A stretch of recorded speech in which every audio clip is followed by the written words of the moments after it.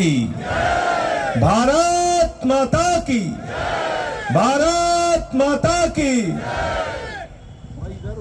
मंच पर आसीन हमारे महाराष्ट्र के पूर्व मंत्री माननीय विधायक सुनील केदार जी, मंच पर आसीन राष्ट्रवादी कांग्रेस पार्टी के शरद पवार जी के गुट के नेतागण, शिवसेना उद्धव ठाकरे गुट के नेतागण, आम आदमी पार्टी के हमारे सम्मानीय नेता और कार्यकर्ता, कांग्रेस पार्टी जिसका प्रत्याशी इस क्षेत्र से चुनाव लड़ रहा है, भारतीय जनता पार्टी ने तो पूरी ताकत लगा दी, पूरी कोशिश कर ली कि यहां कांग्रेस का कैंडिडेट ही ना खड़ा होने पाए। रश्मि वर्बे जी का पर्चा खारिज कराने का प्रयास किया गया और उसको जाति प्रमाण पत्र के नाम पर चुनाव लड़ने से वंचित किया गया। लेकिन मैं आप लोगों से ये कहने के लिए आया हूं, जिन भाजपाइयों ने रश्मि वर्बे का पर्चा खारिज कराया, जाति प्रमाण पत्र खारिज कराया, उन भाजपाइयों को अपने वोट से जवाब देना, उनकी जमानत जब्त करा के। यहां मुझे मालूम है सिंधे गुट के प्रत्याशी लड़ रहे हैं, और एक बात याद रखना, जितना मैंने महाराष्ट्र का इतिहास पढ़ा है, जितना मैंने महाराष्ट्र के बारे में पढ़ा है, महाराष्ट्र की जनता सब कुछ बर्दाश्त कर सकती है, गद्दारी बर्दाश्त नहीं कर सकती। गद्दारी किया संगठनों के साथ, गद्दारी किया उन पार्टियों के साथ जिन्होंने आपको विधायक बनाया, मंत्री बनाया, जिन्होंने आपको सम्मान दिया, सांसद बनाया, जिन्होंने आपको देश के सर्वोच्च सदन में पहुंचाया, महाराष्ट्र के सदन में पहुंचाया। उन पार्टियों को तोड़ दिया आपने, क्योंकि मोदी जी ने आपको लालच दे दिया, अमित शाह जी ने लालच दे दिया। अरे मैं भी 6 महीने जेल में रह के आया हूं और आपसे कहना चाहता हूं, जेल से, लाठी से, मुकदमे से डरना नहीं है, लड़ना है, और हिंदुस्तान की राजनीति से, भारतीय जनता पार्टी की राजनीति को खत्म करना है। क्या राजनीति है आपकी? उद्धव ठाकरे जी मुख्यमंत्री थे, एक सरकार सबके समर्थन से चल रही थी महाराष्ट्र के अंदर, फाइल तैयार कर रहे हो सबके, कहीं अजीत पवार की फाइल तैयार हो रही है, कहीं छगन भुजबल की फाइल तैयार हो रही है, कहीं हसन मुशर्रफ की फाइल तैयार हो रही है, कहीं नारायण राणे की फाइल तैयार हो रही है, कहीं शिंदे की फाइल तैयार हो रही है, कहीं उनके विधायकों की फाइल तैयार हो रही है। फाइल दिखाओ, पार्टी में लाओ। गलत तो नहीं कह रहा हूं? यही हुआ है ना? यही हुआ ना? यही हुआ ना? यहां पे क्या कहते थे चुनाव के पहले? यही नागपुर के फडणवीस साहब कहते थे, पवार दादा चक्की पिसिंग पिसिंग पिसिंग। कहते थे नहीं कहते थे? कहते थे नहीं कहते थे? भारत के प्रधानमंत्री ने भोपाल की रैली में कहा, 70,000 करोड़ रुपए का सिंचाई घोटाला अजीत पवार ने किया है। 70,000 करोड़ का अजीत पवार ने सिंचाई घोटाला किया है। ये किसी सामान्य व्यक्ति ने नहीं कहा। दूसरे दिन महाराष्ट्र की सरकार में उनको उप मुख्यमंत्री बना देते हो। बताओ प्रधानमंत्री जी, आपकी ईमानदारी का सबूत क्या है? भ्रष्टाचार के खिलाफ आपकी लड़ाई का सबूत क्या है? आप तो भ्रष्टाचारियों को गले लगाने का काम करते हो, गले लगाने का। और मैंने तो एक सभा में कहा, दिल्ली के अंदर, मैंने कहा भ्रष्टाचार के खिलाफ भाजपाई बोलते हैं तो लगता है ओसामा बिन लादेन अहिंसा पे उपदेश दे रहा है। गलत तो नहीं कह रहा हूं? लगता है डाकू गब्बर सिंह अहिंसा पे बोल रहा है। भारत की धरती पर सबसे भ्रष्ट पार्टी अगर कोई है तो भारतीय जनता पार्टी है। और भ्रष्टाचार का इतिहास अगर किसी ने अभी कुछ कार्यकाल जब से तय हुआ है, अगर भ्रष्टाचार के सारे कीर्तिमान तोड़ने का काम किसी सरकार ने किया है तो शिंदे की सरकार ने किया है। शिंदे की सरकार ने हर चीज में कमीशन चल रहा है, हर चीज में भ्रष्टाचार चल रहा है। मोदी जी कहते हैं हम भ्रष्टाचार से लड़ रहे हैं। मोदी जी कहते हैं ये मोदी की गारंटी है, एक भी भ्रष्टाचारी को नहीं छोड़ूंगा, इस बात की गारंटी है। पूरब से लेके पश्चिम तक, उत्तर से लेके दक्षिण तक एक एक भ्रष्टाचारी को बीजेपी में शामिल करूंगा, इस बात की गारंटी है। गलत तो नहीं कह रहा हूं? सारे भ्रष्टाचारियों को अपने साथ मिला लिया कि नहीं मिला लिया बताओ? पहले कहते थे दादा पवार चक्की पिसेंग, चुनाव के बाद कह रहे हैं मिक्सिंग मिक्सिंग मिक्सिंग। मिला लिया उनको अपने साथ। इसलिए साथियों और दोस्तों, मैं दिल्ली से चल के आपके बीच में इसलिए आया हूं कि आज एक तानाशाह हुकूमत इस देश के अंदर काम कर रही है। प्रधानमंत्री नरेंद्र मोदी विपक्ष के नेताओं को पकड़ पकड़ के जेल में डाल रहे हैं। झारखंड के अंदर एक आदिवासी समाज के इतने बड़े नेता, वहां के मुख्यमंत्री हेमंत सोरेन को पकड़ के जेल में डाल दिया। दिल्ली के अंदर 3 बार के निर्वाचित, प्रचंड बहुमत से निर्वाचित मुख्यमंत्री, लोकप्रिय मुख्यमंत्री अरविंद केजरीवाल को पकड़ के जेल में डाल दिया। मनीष सिसोदिया को पकड़ के जेल में डाल दिया। सत्येंद्र जैन को पकड़ के जेल में डाल दिया। मुझे पकड़ के जेल में डाल दिया। संजय रावत को पकड़ के यहां पर जेल में डाल दिया। अनिल देशमुख को पकड़ के जेल में डाल दिया। कांग्रेस पार्टी का खाता सीज कर दिया। तुम्हारी गुंडागर्दी और तानाशाही का जवाब इसी 2024 में तुम्हारी जमानतें जब्त करा के हम लोग देंगे। जेल से डराते हो हमें? जेल से डराते हो?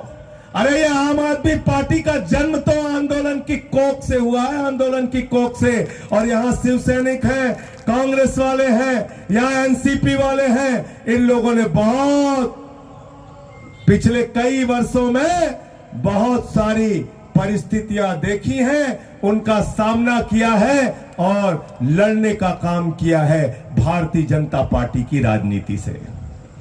और जहां आज मैं खड़ा हूं, ये तो बाबा साहब डॉक्टर भीमराव अंबेडकर जी की कर्म भूमि है, कर्म भूमि है। नमन करता हूं इस कर्म भूमि को, बाबा साहब की। और आपके सामने कहना चाहता हूं, सावधान रहना। अगर 2024 में एनडीए आ गया, अगर 2024 में भारतीय जनता पार्टी आ गई, अगर 2024 में भारतीय जनता पार्टी की सरकार, मोदी जी की सरकार बन गई, तो याद रखना ये लोग देश का संविधान बदल देंगे। संविधान बदल देंगे। अयोध्या के सांसद लल्लू सिंह कहते हैं संविधान बदलना है, इसलिए 400 सीट दे दो। अनंत हेगड़े पूर्व केंद्रीय मंत्री कहते हैं संविधान बदलना है, इसलिए 400 सीट दे दो। ज्योति मिर्धा बीजेपी की प्रत्याशी कहती है संविधान बदलना है, इसलिए 400 सीट दे दो। और अभी तो अरुण गोविल ने मेरठ में कह दिया संविधान बदलना है, इसलिए 400 सीट दे दो। तो हम कहना चाहते हैं, इस देश के लोग बाबा साहब के संविधान में आस्था रखते हैं। अगर उस संविधान के साथ, भारत के लोकतंत्र के साथ, हमारे वोट की ताकत के साथ कोई छेड़छाड़ करने की कोशिश करोगे तो एनडीए के लोगों, बीजेपी के लोगों, शिंदे गुट के लोगों, आपकी जमानतें जब्त कराकर आपको वापस भेजा जाएगा आपके घरों में। आप संविधान बदलना चाहते हैं। और याद रखना, बाबा साहब डॉक्टर भीमराव अंबेडकर ने आपकी उंगली में एक ताकत दी है, वोट की ताकत दी है। इसी वोट की ताकत के कारण भारत के संविधान में लिखा है, अगर एक चपरासी की भी संतान होगी, उसके भी वोट की ताकत एक होगी। अगर एक मजदूर होगा, उसका भी वोट की ताकत एक होगी। अगर हमारे अनुसूचित जाति वर्ग के लोग होंगे, उनके भी वोट की ताकत एक होगी। हमारी माताओं बहनों के वोट की ताकत एक होगी, युवाओं के वोट की ताकत एक होगी, बुजुर्गों के वोट की ताकत एक होगी। राष्ट्रपति हो या मजदूर हो, सबके वोट की ताकत एक होगी।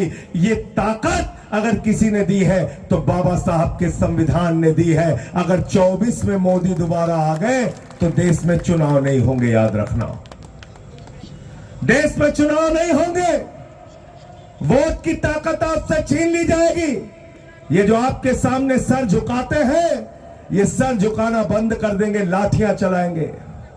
अभी तो मुख्यमंत्री को अंदर कर रहे हैं, कल को जिसको पाएंगे उसको उठा के अंदर करेंगे, जिसको पाएंगे उठा के जेल में डालने का काम करेंगे।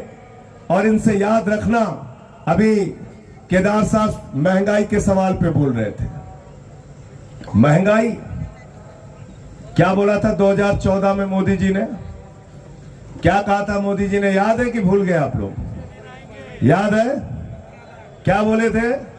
भाइयों और बहनों, जब अपना वोट देने के लिए जाना तो घर का सिलेंडर देख के जाना। कहते थे कि नहीं कहते थे? मैं संजय सिंह आपसे कहने के लिए आया हूं, जब अपना वोट देने के लिए जाना तो घर का सिलेंडर इस बार देख के जरूर जाना। जाओगे नहीं जाओगे? ये पीछे से केदार भाई कह रहे हैं मोटरसाइकिल तो भूल गए आप।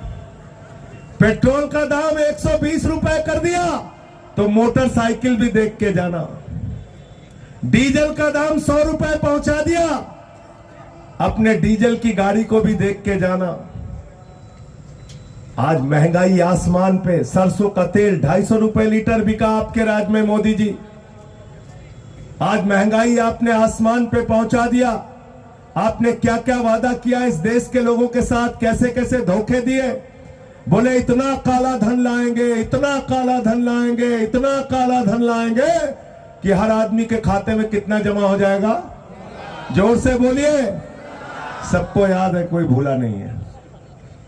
15 लाख आ गए आपके खाते में, 15 पैसे भी नहीं आए। और जो आपके पास पैसा जमा था, हमारी माताओं बहनों ने अपने पति से बचाकर जो पैसा घर के संदूक में रखा था, 1500 की नोट रखी थी कि कोई मुसीबत होगी तो ये पैसा काम आएगा, बेटी की शादी होगी तो ये पैसा काम आएगा, कोई बीमार हो जाएगा तो ये पैसा काम आएगा। मोदी जी ने कहा माताओं और बहनों, यही काला धन है जो अपने संदूक में रखा है, लाइन में लगो और इसको जमा कर दो। देश में नोटबंदी लगा दी। लगा दी नहीं लगा दी? लगा दी नहीं लगा दी? तो महंगाई पे फेल, भ्रष्टाचार पे फेल, काला धन पे फेल। रोजगार देने के लिए बोले हर साल 2 करोड़ नौकरी देंगे, 2 करोड़ नौकरी। नौजवानों का नौकरी कहां है प्रधानमंत्री जी? अरे बोले पकौड़ा तल के काम चला लो, पकौड़ा तल के काम चलाओ। नौजवानों ने कहा नौकरी कहां है प्रधानमंत्री जी? बोले अग्निवीर बन जाओ, अग्निवीर। मैं तो पूछना चाहता हूं प्रधानमंत्री जी, जरा बताइए, एक तरफ आप अग्निवीर योजना लेके आते हैं, हमारे नौजवान को कहते हैं 17 साल की उम्र में जवान बन जाओ, 21 साल की उम्र में रिटायर हो जाओ। 17 साल का हमारा नौजवान -40 डिग्री टेम्परेचर में सियाचिन में भारत की सीमा की रक्षा करता है और +50 डिग्री टेम्परेचर में जैसलमेर में भारत की सीमा की रक्षा करता है। हमारा नौजवान, हमारे घर का बेटा तो भारत माता के लिए अपने प्राणों की आहुति देता है, और तुम्हारे बेटे बीसीसीआई के चेयरमैन बनके भारत को लूटने का काम करते हैं। किसका बेटा है बीसीसीआई का चेयरमैन? सब जानते हैं भाई।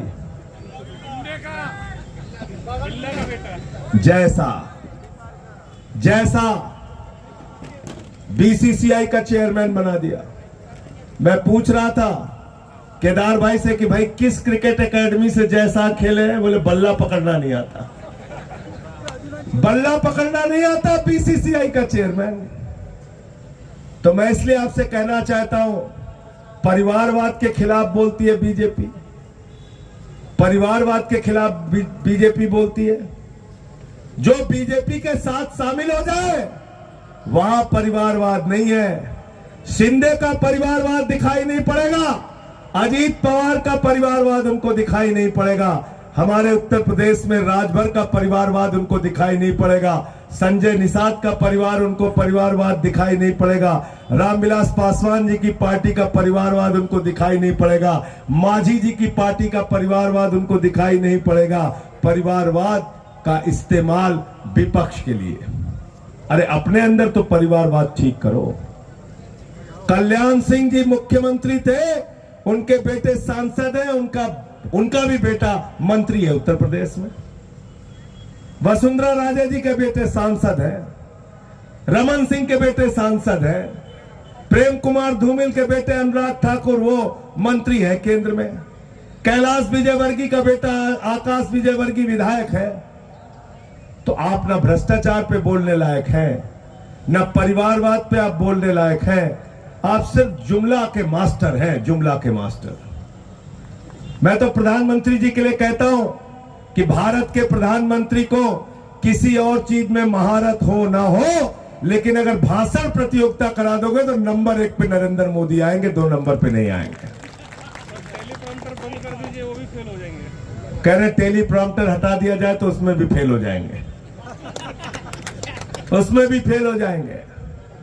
तो महंगाई पे धोखा दिया, बेरोजगारी के सवाल पे धोखा दिया। 20 करोड़ नौकरी मिलनी थी 10 साल में, 7 लाख नौकरी 10 साल में दिया है, वो भी कहां दिया पता नहीं। ये पार्लियामेंट में जवाब दिया है सरकार ने। कहते हैं दुनिया की 5वीं बड़ी अर्थव्यवस्था हो गए। अरे दुनिया की 5वीं बड़ी अर्थव्यवस्था हो गए तो पर कैपिटा इनकम के मामले में, प्रति व्यक्ति आय के मामले में भारत 142वें स्थान पर क्यों है? प्रधानमंत्री जी जरा हमको बताओ। क्योंकि आपने अपने दोस्तों की संपत्ति बढ़ाई। एक व्यक्ति के नाम पे नरेंद्र मोदी का जो दोस्त है, क्या नाम है उसका? जोर से बोलिए। उसी को रेल दे दिया, उसी को सेल दे दिया, उसी को कोयला दे दिया, उसी को बिजली दे दिया, उसी को पानी दे दिया, उसी को स्टील दे दिया, उसी को आकाश दे दिया, उसी को पाताल दे दिया। पूरा हिंदुस्तान एक आदमी के नाम पे नीलाम कर दिया। और कितना कर्जा दिया है उसको, अडानी को पता है आपको? जीरो लगाते लगाते थक जाओगे आप। 2.5 लाख करोड़ रुपए का कर्जा, 2.5 लाख करोड़। अगर यहां रामटेक में, नागपुर के अंदर आपको अपने बच्चे की पढ़ाई के लिए 2.5 लाख का कर्जा चाहिए तो 100 बार आपको बैंक के चक्कर लगाने पड़ते हैं, लेकिन प्रधानमंत्री के दोस्त को 2.5 लाख करोड़ रुपए का कर्जा। बैंकों का पैसा लेके नीरव मोदी, मेहुल चौकसी 20,000 करोड़ लेके भाग गए, विजय माल्या 10,000 करोड़ लेके भाग गए, ललित मोदी 3,000 करोड़ लेके भाग गए, नितिन संदेशरा 6,000 करोड़ लेके भाग गए। और अब तो इलेक्टोरल बॉन्ड में खुलासा हो गया कि पहले रिश्वत ली भाजपाइयों ने और फिर ठेका दिया 3,08,000 करोड़ रुपए का। कितने का? 3,08,000 करोड़ रुपए का इलेक्टोरल बॉन्ड में रिश्वत ली बीजेपी वालों ने और फिर उसके बाद उनको ठेका मिला है। अभी इलेक्टोरल बॉन्ड में खुलासा हुआ, ईडी का छापा मरवाते हैं, सीबीआई का छापा मरवाते हैं, उसके बाद कंपनियों से रिश्वत लेते हैं। यह है बीजेपी की असलियत। तो बीजेपी भ्रष्टाचार के खिलाफ नहीं लड़ रही है। बीजेपी के बारे में मैं ये कहना चाहता हूं, बीजेपी का नारा है, जो जितना बड़ा भ्रष्टाचारी वो उतना बड़ा पदाधिकारी। इनसे कुछ उम्मीद मत करना। ये सिर्फ झगड़े करा सकते हैं, ये सिर्फ भाई को भाई से लड़ा सकते हैं, ये भारत के संविधान को खत्म करने जा रहे हैं, याद रखना। ये आपके वोट की ताकत को खत्म करने जा रहे हैं, याद रखना। और 24 के चुनाव में अगर जीते, वोट की ताकत खत्म करेंगे, आरक्षण खत्म करेंगे, किसान का अधिकार खत्म करेंगे, महिलाओं का अधिकार खत्म करेंगे, युवाओं का अधिकार खत्म करेंगे। भारत माता को बचाने के लिए, इस मुल्क को बचाने के लिए, महाराष्ट्र को बचाने के लिए, लोकतंत्र को बचाने के लिए, संविधान को बचाने के लिए श्याम कुमार बर्वे जी को आपको वोट देना है और उनको जिताने का काम करना है। जिताओगे कि नहीं जिताओगे? हाथ उठा के बताओ। जिताओगे ना?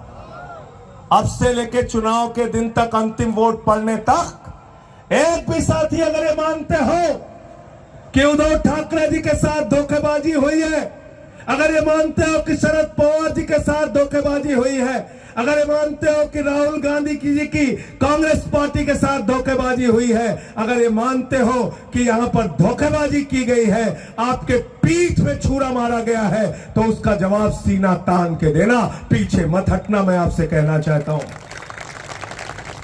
क्या करेंगे? जेल में डालेंगे, डालने दो। मुकदमे लिखते हैं, लिखने दो। लाठियां चलाते हैं, चलाने दो। चिंता मत करना। 24 में जब इनको पलट के यहां से भगाने का काम करोगे, उसके बाद एक एक चीज का हिसाब इस देश की जनता अपने आप लेगी। तो लोकसभा में भी हराना है और 24 की विधानसभा में एक भी विधायक एनडीए का और बीजेपी का और शिंदे गुट का महाराष्ट्र की विधानसभा में नहीं पहुंचना चाहिए। यह भी जिम्मेदारी आपकी है, क्योंकि मैंने फिर कहा आपसे, महाराष्ट्र का इतिहास जितना पढ़ोगे उतना रोमांचित होगे, उतना आपका मनोबल बढ़ेगा। और हमारा इतिहास सिखाता है कि गद्दारों के लिए माफी, गद्दारों के लिए माफी, गद्दारों के लिए माफी, गद्दारों के लिए माफी नहीं है। जिन्होंने आपको धोखा दिया उसको याद रखना, उसको याद रखना। और जब वोट की ताकत ही खत्म हो जाएगी, संविधान ही खत्म हो जाएगा, तो हम कहां बचेंगे? केजरीवाल साहब हो, शरद पवार जी हो, उद्धव ठाकरे जी हो, राहुल गांधी जी हो, इतनी बड़ी न्याय यात्रा उन्होंने निकाली, पूरे समय बात की, मुद्दों की, महंगाई की बात की, रोजगार की बात की, किसानी की बात की, एमएसपी की बात की, और कहा कि किसानों को उनका हक मिलना चाहिए। 750 किसानों की शहादत हुई किसान आंदोलन में। मैं उस समय पार्लियामेंट में था, मैंने माइक तोड़ दिया जब काला कानून आया। मुझसे भाजपाइयों ने कहा, संजय सिंह जी आपने माइक तोड़ दिया, माइक तोड़ दिया। मैंने कहा, बेईमानो, तुमने किसानों की हड्डियां तोड़ी, मैंने तो सिर्फ माइक तोड़ा है। मैंने तो सिर्फ माइक तोड़ा है, तुमने तो किसानों की हड्डियां तोड़ी है। अपने ही देश में अन्नदाताओं के साथ दुश्मनों जैसा व्यवहार, अपने ही देश में उनके सामने कीले गाड़ दी तुमने, अपने ही देश में उनके ऊपर पानी की बौछारें की, उनको लाठियों से पिटवाया, उनके ऊपर आंसू गैस के गोले छोड़े। ये किसान अन्नदाताओं की भी जिम्मेदारी है। भाजपा वालों की, एनडीए वालों की, शिंदे गुट वालों की जमानतें जब्त कराओ, यहां हराओ इनको। बोला था आपके आय दोगुना हो जाएगी, क्या हो गया? कहते हैं कैसे आ गए, कैसे दिल्ली आ गए किसान, कैसे दिल्ली आ गए किसान। अगर तुम किसान को दिल्ली नहीं जाने दोगे भाजपाइयों, अगर तुम किसान को दिल्ली जाने नहीं दोगे एनडीए वालों, शिंदे गुट वालों, तो किसान भी तुमको दिल्ली जाने नहीं। सांसद बनके दिल्ली जाते हो ना, जाते हो कि नहीं जाते हो? तो किसान जो सांसद तुमको बनाता है वहां तुमसे मिलने नहीं आ सकता, उसको लाठियों से पिटवाओगे।